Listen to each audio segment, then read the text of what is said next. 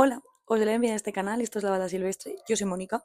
Mónica y su orzuelo va a estar aquí, el orzuelo y en el siguiente vídeo también. De verdad, o sea, hay gente en los balcones, es lógico, estamos en junio y todo eso. No estaban ladrando los perros, me he puesto a hablar y están ladrando, pero bueno, siento si hay ruido, vamos a intentar ignorarlo y a confiar en que no se escuche mucho. Pues bueno, este vídeo lo he intentado grabar 2 veces, o sea, esta es la tercera vez, de hecho. No me gustaba nada cómo me había quedado y entonces he decidido que tenía que volverle a dar pues otra oportunidad porque lo había grabado de una manera muy rápida y al final este vídeo es más sosegado, es un vídeo mucho más de estar aquí, de hablar pues de las lecturas del mes correspondiente y no quería dar esa sensación como de rapidez. Entonces, hasta que no he tenido un momento tranquilo para sentarme aquí, pues no consideraba que no lo estaba haciendo bien en esos vídeos, así que vamos allá ahora. Vamos con el Rincón Lector de mayo, es decir, es el lugar del mes en el que os cuento un poco mis lecturas, un poco mis impresiones, que he leído, que he abandonado. Y digo que he abandonado porque yo siempre abandono algo, ya lo veis. Forma parte de mi manera de leer. Y al final creo que también me tengo que recordar a mí misma que hay que leer de maneras muy distintas, ¿no? Y que yo creo que el hecho de abandonar tantos libros, pues no me hace una lectora, no sé, peor ni nada de eso, sino simplemente creo que, bueno, intento dedicarle mi tiempo a lo que sí que me está llamando la atención y cuando hay un libro que ya le he dado una oportunidad bastante extensa, es decir, no suelo abandonar libros en la página 10, sino que a lo mejor llevo unas 100 y no me funciona, voy a otra cosa. Así que os cuento un poquito mi mes de mayo, lo tengo aquí apuntado. Vamos a empezar con el abandono, ya que he sacado el tema y así nos lo quitamos de encima. Me estoy refiriendo a Poeta chileno de Alejandro Zambra. Mirad, me he puesto este vestido monísimo, pero yo creo que para grabar igual no es lo más cómodo. Pero bueno, ahora ya hay que seguir con las decisiones.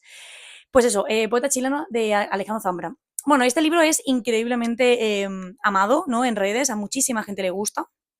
Y yo también quería estar en ese equipo, ¿no? Yo también quería estar en el club de los amantes de, no de Alejandro Zambra, porque no quiero decir que, que no sea un escritor para mí, o sea, quiero confiar en que otros libros puedan gustarme, pero no es el caso con Poeta Chileno. Lo que me ha sucedido es que, primero de todo, que iba con muchísimas expectativas. O sea, al final, esto siempre suele pasar, ¿no? Cuando una se acerca a un libro que es súper amado y súper que está muy bien considerado en redes o generalmente por los lectores y tú te acercas e igual a ti no conectas tanto, pues bueno, cuesta un poco como primero aceptarlo.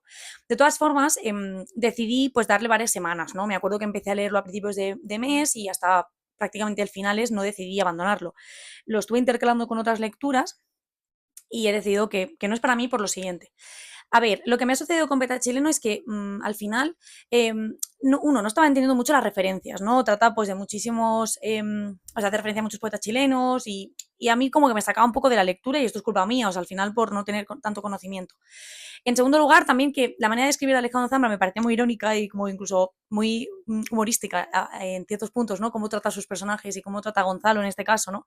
Seguro que sabéis que trata sobre Gonzalo, principalmente, que es un chico que quiere ser un poeta, ¿no? Quiere convertirse en un poeta importante en su país, él es chileno, y entonces, pues, empieza una relación con Carla, que es una chica con la que tiene pues una relación en su adolescencia y al cabo de unos años se reencuentran cuando ella tiene un hijo. Y entonces él va a hacer de padrastro de este niño, lo cual me parecía súper interesante. Creo que al final pues no se aborda mucho el tema de los padrastros e hijastros en buenos términos, ¿no? Que se lleven bien y que generen pues esa figura, ¿no? Que en este caso Vicente, el hijo de Carla, pues no tiene su padre, o sea, tiene relación pero no tienen conexión, mientras que con Gonzalo sí que creará ese vínculo, ¿no? Eso me gustó mucho, pero entre que no me interesaba mucho el propio Gonzalo, ¿no? Creo que es un personaje que no me estaba acabando de gustar. Tampoco me acababa de convencer mucho la relación que tiene con la propia Carla, ¿no? Me parecía una relación un poco extraña, entonces tampoco como que no acaba de conectar. Y claro, pues no me estaba pareciendo como muy ni coherente, ni verosímil, ni siquiera tampoco me estaba pareciendo interesante en sí los propios personajes, pues ya está, blanco y en botella, no es para mí. O sea, llegó un punto que se me está haciendo bola, ¿no? Y llegué a la página ciento y poco y cambió bastante el tercio del estilo, ¿no? De la narración, al menos de lo que nos estaba contando, y ya decidí que era el momento para decir, vale, ya está. Lo puse en Wallapop, me escribieron como 6 personas, no exagero, con lo cual esto me confirma el hecho de que sea un libro que le gusta a mucha gente, pero no es para mí y no pasa nada, no pasa nada, no nos pueden gustar a todos por igual los mismos libros. Bueno, vamos a pasar a la decisión de Violardone, pero voy a comentar algo muy breve, no voy a hablar mucho de este libro porque va a entrar en Leyendo Italiano Femenino, es una novela que a día de hoy es lo mejor que he leído en 2025, ya veremos, queda todavía el resto del año, pero a día de hoy es lo que más me ha llegado, lo que más me ha hecho emocionarme. El final me puso los pelos de punta y aunque es verdad que al inicio de la narración no me gustaba mucho algunas frases que repetía la autora continuamente en boca de la protagonista, de nuestra narradora, me parecía un poco pesado, pero ya después, cuando me acostumbré, entré completamente.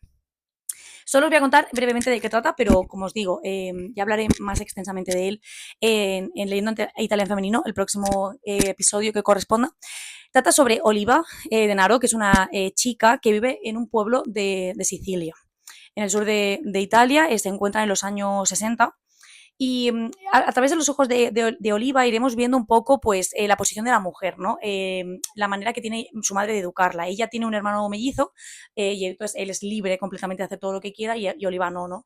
En el momento en que una mujer pisa la calle, no se la ve del mismo modo, ¿no? Tiene un padre que sí que la apoya mucho en todas sus decisiones, Oliva pues todavía está estudiando, la madre no la apoya tanto en ese aspecto y lo cierto es que no quiero verdaderamente deciros mucho más porque es que si os leéis la sinopsis es que es completamente un spoiler de todo lo que sucederá. Y lo cierto es que este hecho que os quiero comentar sucede como a mitad del libro, o sea que la primera mitad del libro ni siquiera se trata, ¿no? Pero creo que lo que hace un poco la escritora es fraguar las condiciones para que podamos entender un poco esa decisión que dice el título, ¿no? No quiero comentaros mucho más, al menos no aquí. Ya veré si Leyendo Talento Femenino os lo comento, pero de momento no. Y nada, que es lo mejor que he leído este año. O sea, no puedo decir mucho más. Bien, pasamos a Ojos Azules de Toni Morrison, probablemente el libro más duro que he leído este año, junto con Betty en algunos momentos. Lo cierto es que Ojos Azules me ha parecido un libro que está increíblemente bien escrito. Al final yo he decidido, que ya os comenté en el vídeo anterior, leer la obra de Toni Morrison por orden cronológico de publicación. Esta es su primera novela, es de 1970, y decidí pues leer a esta autora porque había leído Beloved en 2020, me había encantado, pero como es una escritora con la que sufro mucho, pues nunca me animo a leerla, o sea, nunca me apetece, ¿no? Y he decidido que voy a hacer este reto bimensual, empecé en mayo, pues en julio me toca Sula, que es el siguiente, ya lo tengo, lo fui a buscar esta semana a la librería. Y Ojos Azules no lo tengo, lo leí por eBiblio porque tampoco sabía muy bien si me iba a gustar. Me ha gustado, sí, me ha parecido durísimo también. Pero creo que también es una buena puerta de entrada a la autora. Al final aquí lo que hace Toni Morrison es sembrar la semilla de los temas que ella tratará en su literatura, ¿no? Ser una mujer afroamericana, en un ambiente hostil, en este caso, en el caso de Ojos Azules están en Ohio. Es una novela un poco rara de explicar porque tiene una estructura un poco extraña, o sea, es como, está dividida del siguiente modo, o sea, está dividida en las etapas o sea, las estaciones del año, perdón. Entonces, por lo tanto, está dividido en primavera, verano y así, y cada una de ellas conforma la historia de un personaje que gira en torno a Pécola, que es nuestra protagonista. Lo que pasa es que de Pécola tampoco conocemos tanto, porque al final lo que hace Toni Morrison es darle como mucho, hacer mucho hincapié en su entorno, pero de la propia protagonista no conocemos tanto, ¿no? Y entonces lo que hace Toni Morrison posteriormente en el prólogo es hablar un poco de esa estructura que se arrepintió en su momento porque consideró que a pesar de que en su cabeza tenía sentido, ¿no?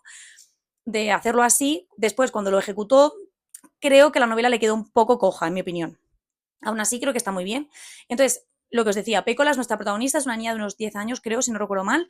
Ella, en el inicio de la narración, tiene que ser acogida por sus primas. Nuestra narradora en ese momento es Claudia, que es, como digo, su prima pequeña. Y a Pécola, o sea, han tenido que acogerla por unos hechos que han sucedido con su padre en su casa.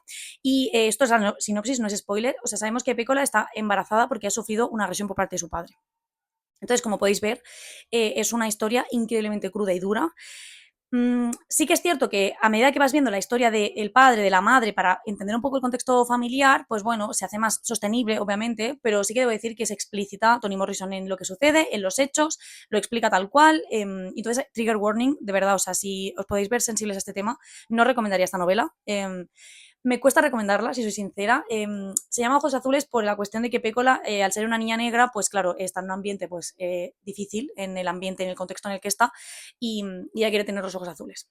Quiere ser pues como estas muñecas, ¿no? Que encuentran de rizos rubios y ojos azules para ser más aceptada.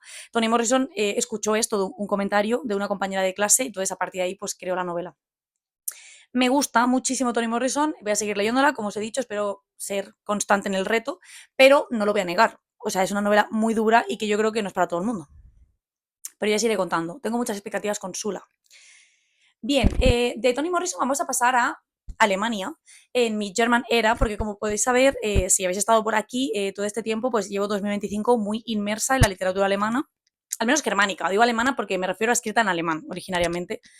Y lo cierto es que leí pues After Midnight de Ingar Coin, que es una escritora alemana de los años 30, cuando normalmente publicó, o sea, que es como más de esa época. Y lo cierto es que es curioso porque esta novela la escribió en el exilio, ella tuvo que irse a Holanda huyendo de los nazis, y es una novela increíblemente valiente en su contexto, pero a su vez yo diría que no es la novela de mi vida, o sea, no es la historia de mi vida. Me ha gustado mucho en el aspecto de, al final lo que trata es de lo siguiente, trata sobre Sana, que es una chica que ella es de un pueblo rural de Alemania, entonces tiene que irse una vez queda huérfana con su tía Colonia y con su primo Franz, y lo que hace Sana es mostrarnos primero, a través de ese flashback, pues la vida que tuvo en Colonia con su tía es una fanática del régimen, y entonces en un momento dado pues está con su tía y la amiga de su tía, y Sana hace un comentario desafortunado para ellas, o sea, ella comenta que Hitler suda mucho, es una persona muy sudorosa en sus discursos y esto le sienta muy mal a la tía y por lo tanto la denuncian. Se presenta a las 6 en su casa, le remueven toda la habitación y se dan cuenta de que verdaderamente pues ella es una chica inocente que no tiene nada, que solo ha hecho un comentario inofensivo. Entonces de ahí vamos viendo un poco pues la Alemania del momento, ¿no? La pérdida de libertades, el inicio de una dictadura, obviamente pues el antisemitismo y todo esto. La verdad es que está muy bien como, para mí, documento histórico y ver verdaderamente desde dentro, desde una persona que fue Coin, cómo vivió pues esos comentarios en los pubs, cómo se denunciaban los vecinos, cómo recogían esas denuncias, por qué se denunciaban, el auge, ¿no? Pues del racismo y todo esto me pareció muy, muy, muy interesante, pero la manera en que está presentada la novela tampoco, como os he dicho, no es la novela de mi vida, no he conectado mucho, está escrito de una manera como muy ingenua y muy pizpireta, así es Sana, pero entiendo que la autora pues lo hizo de manera así inocente para mostrarnos verdaderamente la Alemania del momento. O sea que en ese aspecto, si os interesa, la recomiendo mucho, pero no es la novela de mi vida y no creo que sea una novela que se haya quedado conmigo en ese aspecto. Aún así, creo que quiero seguir leyendo a la autora. No os lo he comentado, yo lo he leído en inglés, lo he leído en la edición de Penguin, es así como minimalista, de color blanco y las letras en rojo, que han sacado ahora por, no sé si es el centenario o el bicentenario, algo así, porque la edición en español me parecía un poco atractiva, no me parecía muy apetecible, pero que sepáis que está traducido al español también.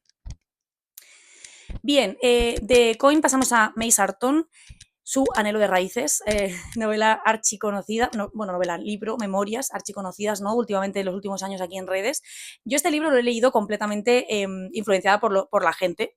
Creo que nunca me habría acercado y eso que me gusta bastante el tipo de novela así como tranquila, sosegada, bueno, historia en este caso. Son diferentes capítulos en los que May Sarton lo que hace es presentarnos pues, diferentes momentos y destellos de su vida en Nelson, en los años 50 aproximadamente en Estados Unidos, en Nueva Inglaterra, ya se compró una casita, la reforma y la verdad es que se le hace bola la vida. Lo que le sucede a May Sarton es que ella, pues un poco así de tintes aristocráticos, llega allí y ve que no es tan bonito ni es todo tan fácil, ¿no? Entonces creo que no he conectado tanto porque he visto mucha queja por parte de May Sarton, ¿no? La cuestión que el tema de May Sarton es ese, ¿no? Que yo vi pues que se quejaba mucho. Entonces, al principio, sí que conectaba con ella con el tema de llegar a un sitio que se le haga difícil, ¿no? Mostrar las dificultades, no romantizarlo, ni edulcorarlo. Me encanta eso, porque a mí me habría pasado lo mismo, me habría agobiado. Al final no deja de ser una mujer pues privilegiada, ¿no? Entonces, bueno, sí que me vi un poco desconectada de ella. No significa que no vaya a seguir leyendo a la autora, yo quiero seguir leyéndola, de hecho quiero leer Diario de una soledad, creo que con ese tal vez conecte un poco más, pero con el Anhelo de raíces creo que yo me esperaba otra cosa, creo que me esperaba una cosa como súper agradable, súper de señora británica, o en este caso belgo-inglesas, que es algo así, en Estados Unidos, en un pueblito, pues tomando el té con sus vecinos, yo me esperaba eso, que creo que es un poco lo que venden, y después pues al final te encuentras unas memorias un poco agridulces. Entonces, bueno, creo que hay que saber cómo se acerca uno a este libro y no acercarse con esa idea de libro súper agradable y súper, sí, como súper luminoso, porque tiene momentos luminosos, pero también tiene momentos oscuros. Entonces, bueno, creo que hay que ser un poco consciente. Aún así, me ha gustado, estoy contenta de haberlo leído, creo que me ha dado una perspectiva de un libro que igual no me habría acercado, pero eso no quita que sea un libro que igual pues no voy a estar yo en las personas que más lo amen, digamos. Bien, pues antes habíamos hablado de Imgar Coin y vamos a pasar a otro autor alemán, Fred Ullmann, con su Reencuentro. Buah, este libro ha sido un gran descubrimiento, ¿eh? La verdad es que cuando lo leí bastante rápido porque me acerqué a iBiblio a ver si estaba.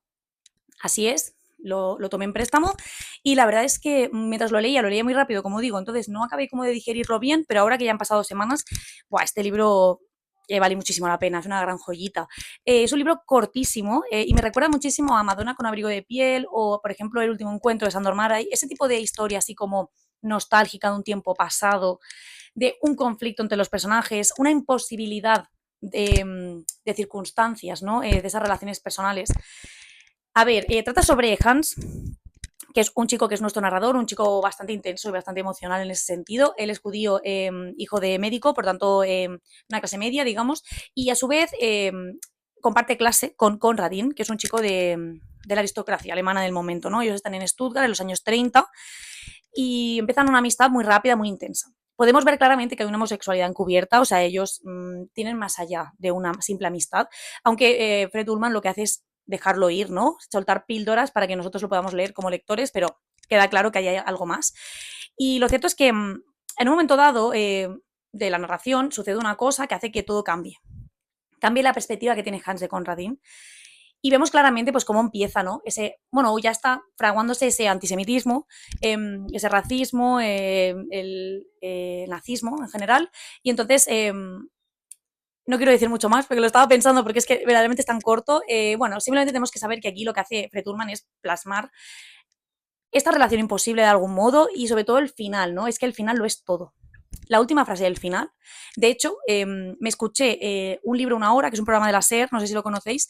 Me escuché la última parte narrada por el locutor, porque me gusta mucho escucharlo en su voz, de justo de las últimas líneas de este libro, para ganar como fuerza y como para yo tomar conciencia de lo que sucede, ¿no?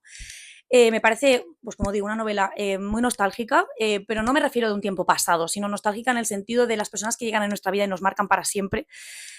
Y que al final pues hay personas que llegan y nos marcarán para siempre y no seremos las mismas personas, ¿no? Después de haberlas conocido y la verdad es que me parece bellísimo. Es una novela que os recomiendo muchísimo. Bien, pasamos de Reencuentro a La Retornada de Donatella Di Pettantonio. Nunca puedo decir el nombre de esta autora muy rápido, me trabo. La cuestión es que tampoco voy a hablar mucho. Donatella de Pettantonio se merece una parte específica, un apartado leyendo de tema en femenino. Es una autora que tiene bastantes novelas traducidas al español, con lo cual estamos de suerte. La Retornada, simplemente deciros que yo me aventuré a leerlo porque hace unos años había leído la segunda parte de este libro sin saber que lo era. Estoy hablando de Las Hermanas de Borgosud. No es que sea una segunda parte como tal, pero sí que es verdad que es una parte inspirada en algunos personajes de La Retornada. Entonces, claro, cuando me lo leí me dio muchísima rabia porque no me había leído La Retornada hasta ahora. Me ha gustado muchísimo, tiene muchos tintes a La Ferrante. Si os gusta La Ferrante os va a gustar La Retornada, pero debo decir que no es una copia. Lo digo porque ahora hay un auge de autoras inspirándosenos un poco en La Ferrante. Yo lo entiendo, si es que es la mejor, pero claro, a mí me da bastante rabia cuando sucede esto, ¿no? Me pasó con La Malnacida, creo que se llama, de Beatrice Salvioni. Esto lo he tenido que buscar porque fijaos si fue un libro insignificante para mí que no, ni lo recordaba. Pero como sabía que lo quería mencionar, pues lo he buscado y me pareció una copia increíble. O sea, dos niñas italianas, ambiente hostil, bueno. Entonces me pareció como muy copia, pero en el caso de La Retornada no. Tiene tintes, o sea que por lo tanto, ¿sabéis ese tipo de tren que podéis decir? Si os ha gustado este libro, os puede gustar este. Pues si os ha gustado la Amiga Estupenda, os puede gustar La Retornada. Obviamente no es la misma experiencia, pero está muy bien. Ya os hablaré de él. Está muy bien, me ha gustado mucho. Saltamos a otro italiano, Una Patria, de Henry De Luca. De este escritor napolitano que a mí me gusta tanto. La verdad es que solo de él solo leí Tuyo Mío, que os hablé de él el año pasado, y Una Patria de ahora. O sea, quiero leer gran parte de lo que ha publicado. Me gusta mucho cómo escribe, también es muy nostálgico, es muy bello y muy poético y muy lírico. Me encanta, me encanta Henry De Luca. La verdad es que Una Patria lo que hace aquí es plasmarnos un poco destellos de su Nápoles. Lo que hace es coger la palabra pátrida con Nápoles, él tuvo que irse muy, muy, muy joven de su ciudad natal, pero aún así es como que siempre la acompaña, pero de todos modos siempre sentirá como que ya ha perdido a Nápoles de algún modo y aunque la acompañe siempre y forme parte de su identidad, siente que ya no es tan napolitano tal vez, ¿no? Como otras personas que están allí.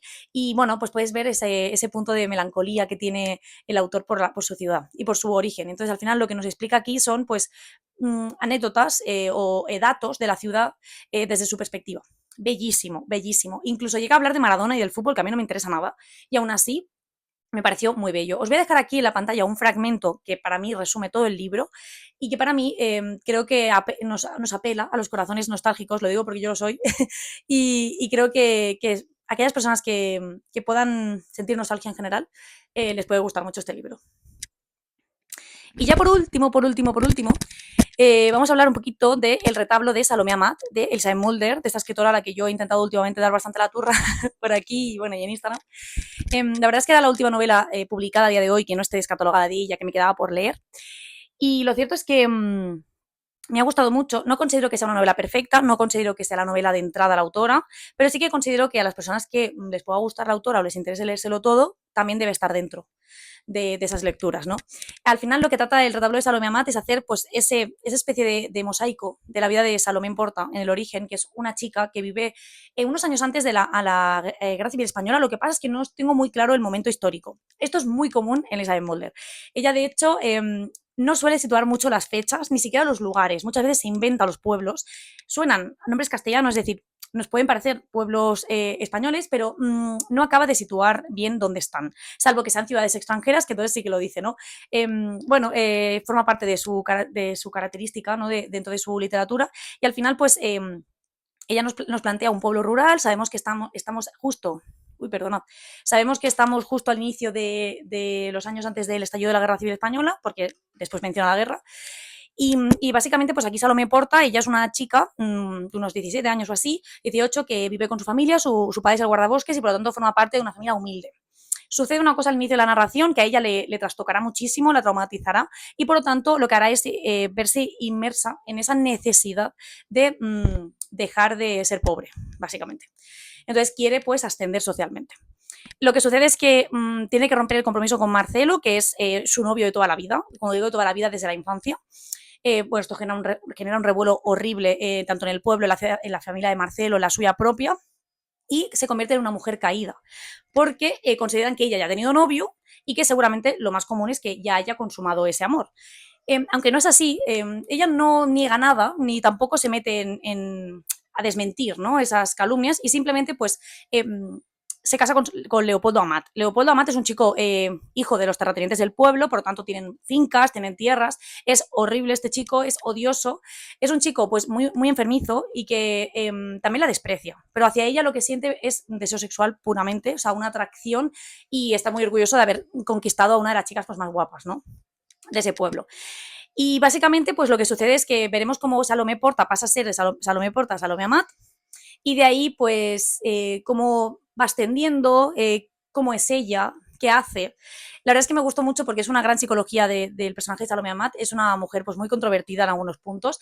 A mí me gustó mucho. Lo único que debo decir es que este libro lo escribió Elizabeth Mulder cuando ya tenía una salud muy delicada, lo había ideado en los últimos 30 años de su vida, pero había perdido la vista y por lo tanto entiendo que por eso tuvo que terminar el libro de manera precipitada.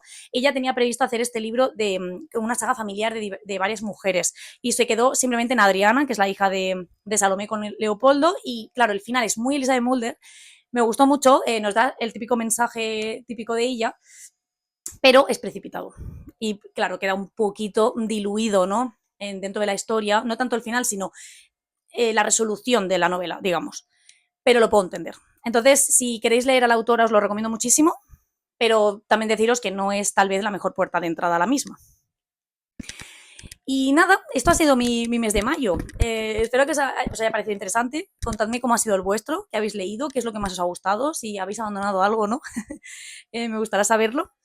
Y recordaros que, bueno, aquí están haciendo jaleo, básicamente, que os dejo las redes sociales en la cajita de información, que le podéis dar like si os ha gustado, suscribiros y activar la campanita para que os llegue la notificación de futuros vídeos. Muchas, muchas gracias por verme y nos vemos pronto. Chao.